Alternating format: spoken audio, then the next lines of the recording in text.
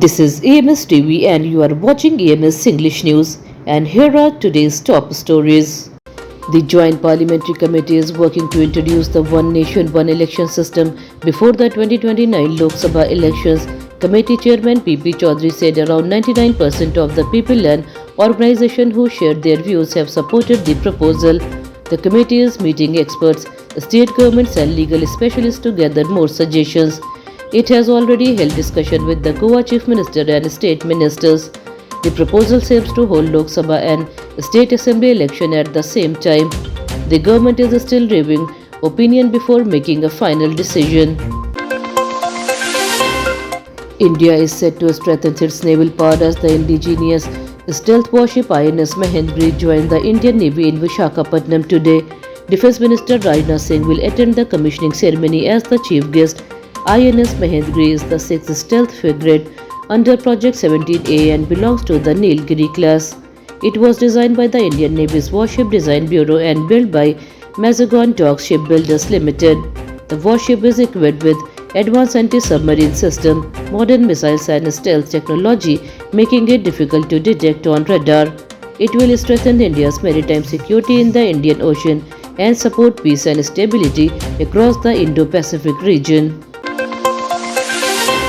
Jammu and Kashmir Chief Minister Umar Abdullah has said that his party has not yet received permission to hold a protest at Jantar Mantar in New Delhi on July 20th. The protesters plan to demand the restoration of full statehood for Jammu and Kashmir. Abdullah said some people are trying to stop the program. He added that the National Conference has been seeking permission for several days. The party has invited 52 political leaders to join the protest. Restoring full statehood has remained the party's main demand since the changes made to Article 370 in 2019.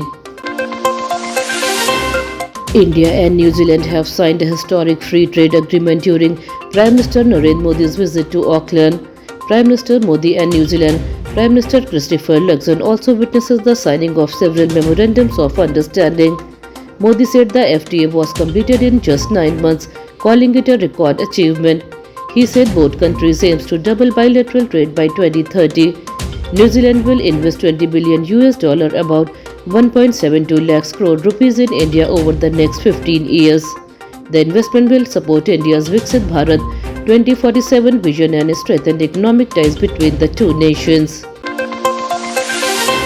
US President Donald Trump has warned Iran of a strong military response if he is assassinated. In an interview with the New York Post, Trump said Iran has been targeting him for a long time. He said he has already given clear orders that if he killed, the United States should launch its biggest attack on Iran.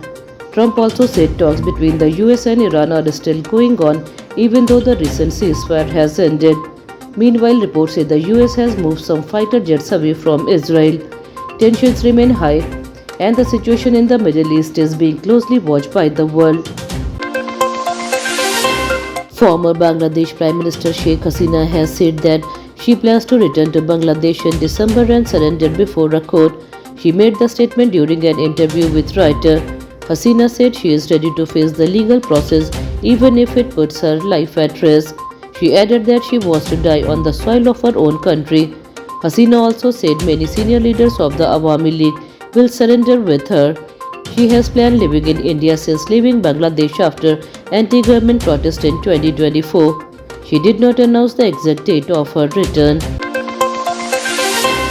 Former champions Spain reached the semi-final of the 2026 FIFA World Cup after beating Belgium 2-1 in the quarter-final on Friday night in Inglewood, USA.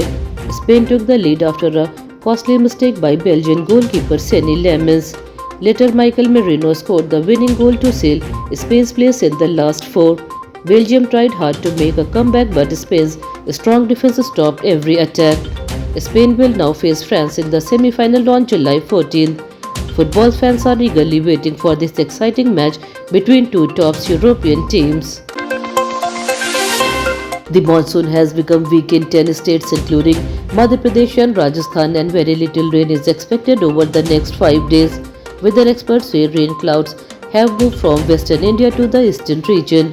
Because of this, states like Uttarakhand, Uttar Pradesh, Bihar, Meghalaya, Mizoram and Tripura are receiving heavy rainfall. In Mizoram, rising river water and landslides have forced many families to leave their homes.